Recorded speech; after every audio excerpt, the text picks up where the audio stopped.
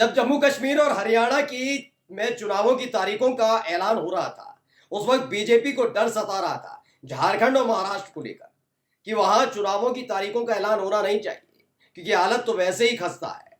अब जैसे जैसे दिन बीतते जा रहे हैं, वैसे वैसे महाराष्ट्र में और हालत खस्ता होती जा रही है। अनुमान लगाया जा रहा है कि बीजेपी कैसे भी चाहती है कि इन्हीं राज्यों के साथ चुनाव करा लिया जाए, अदरवाइज ऐसा होगा कि कोई नाम लेने के लिए कोई तैयार ना हो। ये बात मैं नहीं कह रहा हूं, आज जो मैं आपको ताजा सर्वे दिखा रहा हूं वो बताता है कि कैसे बीजेपी का बेड़ा गर्क हर बीतते रोज के साथ हो रहा है। नमस्कार, मैं हूं प्रज्वल गौतम और आप देख रहे हैं टाइम्स एक्सप्रेस। दरअसल आपको तो पता ही है कि हर कोई कह रहा था भाई जम्मू कश्मीर में, हरियाणा में चुनावों की तारीखों का ऐलान हो गया। इस साल तो भाई झारखंड और महाराष्ट्र में भी होना था, वहां क्यों नहीं कराया? तब भी मैंने बताया था कि दरअसल बीजेपी हरियाणा के जरिए एक लिटमस टेस्ट करना चाहती है। वो देखना चाहती है कि महाराष्ट्र में उसकी साख बचेगी नहीं बचेगी। वो देखना चाहती है कि झारखंड में अगर खेला किया गया है उसका कोई असर पड़ेगा नहीं पड़ेगा। एक सर्वे कराया था उन्होंने इंटरनल, पता चल गया था कि 55 सीटों पर सिमट कर रह जाएंगे। उनको लगा कि थोड़ा वक्त ले लेते हैं, थोड़ा वक्त लेंगे, तमाम चीजें होंगी, उसके आधार पर चीजों को मोल्ड कर दिया जाएगा, और जब मोल्ड कर दिया जाएगा तो आसानी से लोकसभा चुनावों में जो नतीजा आया है उससे अलग नतीजा आएगा, यानी कम से कम उनकी साख बच जाएगी। लेकिन जो ताजा ताजा सर्वे आया है उसने बता दिया है कि बीजेपी अपना बेड़ा गर्क खुद करा रही है। जैसे जैसे तारीखें बदल रही हैं, जैसे जैसे दिन गुजर रहे हैं, वैसे वैसे बीजेपी के प्रति लोगों की घृणा और बढ़ रही है। कैसे? सर्वे देख लीजिए। नवभारत टाइम्स ने इस खबर को छापा। क्या लिखा सर्वे? महाराष्ट्र के 3 क्षेत्रों में परिवर्तन का मूड, बीजेपी की अगुवाई वाली महायुति को पीछे छोड़ रहा है एमपीए। दरअसल ये हम नहीं बता रहे हैं, बल्कि दरअसल ये नवभारत टाइम्स की तरफ से किया गया है। तो इसमें क्या कुछ बताया गया, आगे पढ़ते हैं। देखिए, इसमें लगा लोकसभा चुनाव में बड़ी उलटफेर के बाद महाराष्ट्र विधानसभा चुनाव पर सबकी नजर टिकी हुई है। राज्य में ठीक 1 महीने बाद चुनावों का बिगुल बजने की उम्मीद है, लेकिन राज्य में सत्तारूढ़ महायुति के 3 हिस्से चुनौती बने हुए हैं। अगस्त महीने में महाराष्ट्र के सियासी नब्ज को टटोलने के लिए सर्वे में विदर्भ, पश्चिमी महाराष्ट्र और मराठावाड़ा में महाविकास अघाड़ी यानी एमपीए हावी है। इसके उलट उत्तर महाराष्ट्र, मुंबई और इससे सटे हुए मुंबई मेट्रोपॉलिटन रीजन यानी एमएमआर, ठाणे और कोकण में महायुति की स्थिति ठीक है। अब आएंगे पहले गिन पर। विदर्भ, पश्चिम महाराष्ट्र, मराठावाड़ा में महायुति की स्थिति कमजोर होने के को इसलिए चिंता के तौर पर देखा जा रहा है क्योंकि यहाँ राज्य की इन 3 हिस्सों में 170 सीटें हैं, यानी सबसे ज्यादा सीटें यहीं पर है और यहाँ पर सबसे ज्यादा सीटें हैं, तो समझ लीजिए बेड़ा गर्क होगा। जो एक सर्वे कराया गया उसके मुताबिक महायुति को 125 सीटें मिलेंगी, वहीं महाविकास अघाड़ी को 152 सीटें मिलने का अनुमान जताया जा रहा है। यानी आराम से पूर्ण बहुमत की सरकार बनने जा रही है महाविकास अघाड़ी की। अब आपको मैं दिखाता हूं इसमें क्या बताया गया कि तो बदलापुर की जो घटना हुई उसको जब ये सर्वे कराया गया था तब बदलापुर की घटना नहीं हुई, तो उसका जिक्र नहीं है। तो साथ ही सिंधु दुर्ग जिले में जो शिवाजी महाराज की मूर्ति गिरी, प्रतिमा गिरी, उसको लेकर लोगों में खासी नाराजगी है महाराष्ट्र के अंदर, तो खास तौर पर तो उसको लेकर भी उस समय ये घटना नहीं हुई थी, इसलिए सर्वे से उस वक्त हुआ था जब ये घटना नहीं हुई थी। यानी और गुस्सा और नाराजगी बीजेपी को लेकर बढ़ गई है। अब आपको सिलसिलेवार तरीके से इलाके के हिसाब से दिखा देते हैं। विदर्भ में क्या हुआ?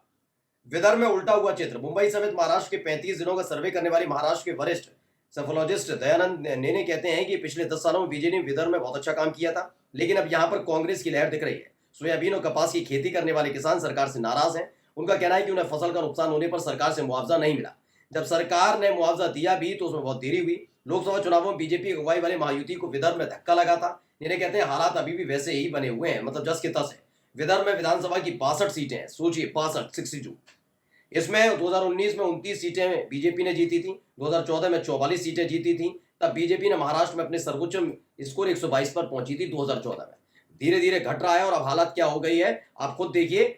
62 सीटें हैं, वहां हालत क्या होने जा रही है। आइए दूसरा, मराठावाड़ा। मराठावाड़ा में जरांगे फैक्टर। दरअसल इसमें बताया विदर्भ में किसान, तो मराठावाड़ा में मनोज जरांगे पाटिल बीजेपी की मुश्किल बढ़ाए हुए हैं। ऐसे में महायुति की शिंदे की अगुवाई वाली सरकार कैसे मराठावाड़ा में अपनी पकड़ मजबूत करेगी, ये बड़ी चुनौती है। लोकसभा चुनावों में यहाँ की 8 लोकसभा सीटों में बीजेपी एक भी नहीं जीत पाई थी मराठावाड़ा में। दरअसल मराठावाड़ा हमेशा जब जब मराठा मानुष की बात उठती है या फिर आरक्षण की बात उठती है तब तक यहाँ पर खेल होता रहा। हाल ही में आपको याद होगा कि देवेंद्र फडणवीस ने भी मराठा आरक्षण को लेकर माहौल क्रिएट करने की कोशिश की थी, लेकिन कोई असर नहीं हो पाया। अभी क्या हुआ, यहाँ क्या हुआ कि लोकसभा की एक भी सीट नहीं जीत पाई बीजेपी। 7 सीटें महाविकास अघाड़ी को मिली, 1 सीट शिंदे की अगुवाई वाली शिवसेना को मिली थी। मराठावाड़ा में विधानसभा की 46 सीटें हैं और ऐसे में हालत खराब होने की स्थिति नजर आ रही है, मराठावाड़ा में भी और विदर्भ में भी। अब आइए पुणे।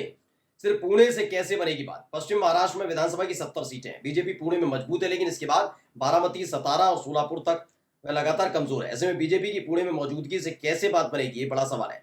दयानंद नेने कहते हैं कि अगर 3 हिस्सों में मौजूदा स्थिति बरकरार रहती है, एमबीए को 60% सीटें मिली, तो उसे बाकी 3 हिस्सों यानी मुंबई, एमएमआर और उत्तर महाराष्ट्र से सिर्फ 25 से 30 सीटें ही चाहिए उनकी। ऐसे में बीजेपी के सामने विदर्भ, मराठवाड़ा और पश्चिमी महाराष्ट्र में अच्छे प्रदर्शन की चुनौती है। यानी कुल मिलाकर खेल खराब हो चुका है बीजेपी का। और खासकर ये नाराजगी में अब भी कहता हूं, एकनाथ शिंदे को लेकर ये नाराजगी नहीं है कि वो सरकार में आ गए, नाराजगी इस बात को लेकर है कि एकनाथ शिंदे से करवाई गई बगावत, इसलिए बीजेपी से नाराज है। यानी एकनाथ शिंदे अगर ससम्मान लौटने की कोशिश आज भी करते हैं तो यकीन मानकर चलिए कि एकनाथ शिंदे को लेकर इतनी नाराजगी नहीं है। बस ये है कि बाला साहब ठाकरे की पार्टी को तोड़ा, सब जानते हैं एकनाथ शिंदे में इतनी हिम्मत नहीं थी, बीजेपी के कहने पर हुआ। ऐसे ही शरद पवार की पार्टी को तोड़ने के लिए अजित पवार को दोषी लोग मानते हैं, लेकिन सबसे बड़ा विलेन बीजेपी को मानते हैं, और इसका असर लोकसभा चुनावों में देखने को भी मिला था। अब आप देखिए क्या है, सर्वे में क्या था। महायुति सरकार के कामकाज से संतुष्ट है, 28% ने कहा बहुत अच्छा, 20% कहते हैं संतोषजनक, और 20% कहते हैं बहुत खराब, यानी और असंतोषजनक बताते हैं 21%। चुनाव के मुद्दे क्या रहेंगे, देखिए 24% महिला सुरक्षा, 22% महंगाई, बेरोजगारी भी मुद्दा है, लाडली बहन योजना भी है मुद्दा, लॉ एंड ऑर्डर तो है ही है, यानी सुरक्षा की बात। क्या लाडली बहन योजना से महायुति सरकार को लाभ मिलेगा, 40% कहते हैं हाँ, और लेकिन नहीं कहते हैं 37%, और 23% कहते हैं पता नहीं।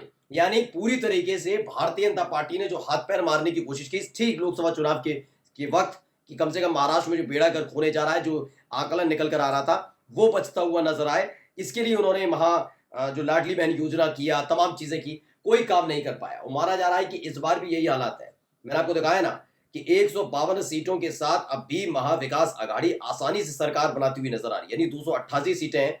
अब 288 सीटों के हिसाब से लगाइए कितना, 146 सीटों की जरूरत होती है, और यहाँ पर 152 सीटें आ रही है। अभी भी माना जा रहा है कि जैसे दिन गुजर रहे हैं, क्योंकि 2 बड़े कांड हो गए वहां पर, एक बदलापुर कांड हो गया, महिला सुरक्षा बड़ा मुद्दा हो गया, दूसरा क्या, वहां को जिस शख्सियत को, जिस चीज को, मतलब ये समझ लीजिए कि शिवाजी महाराज को वहां पर भगवान की तरह पूजा जाता है, उनकी स्टैचू गिरने का मतलब ये समझ लीजिए बीजेपी पर गाज गिरना है। याद है अभी मोदी साहब चले गए थे, माफी मांगनी पड़ी थी उन्हें, इसलिए माफी मांगनी पड़ी क्योंकि वो जानते हैं कि चुनाव करीब आ रहे हैं और बेड़ा गर्क होने जा रहा है, इसीलिए उनको माफी मांगनी पड़ी, वरना कोई माफी नहीं मांगते। आप यकीन मानकर चलिए, आज तक अयोध्या को लेकर माफी मांगी कि वहां जो कुछ हुआ, नहीं ना।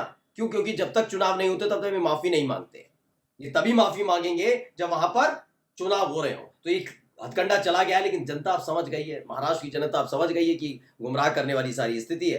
फिलहाल ये तस्वीर आपके सामने रखी है कि इस बार महाविकास आघाड़ी आगे चल रही है, और आगे नहीं चल रही बल्कि सरकार बनाने जा रही है। नमस्कार।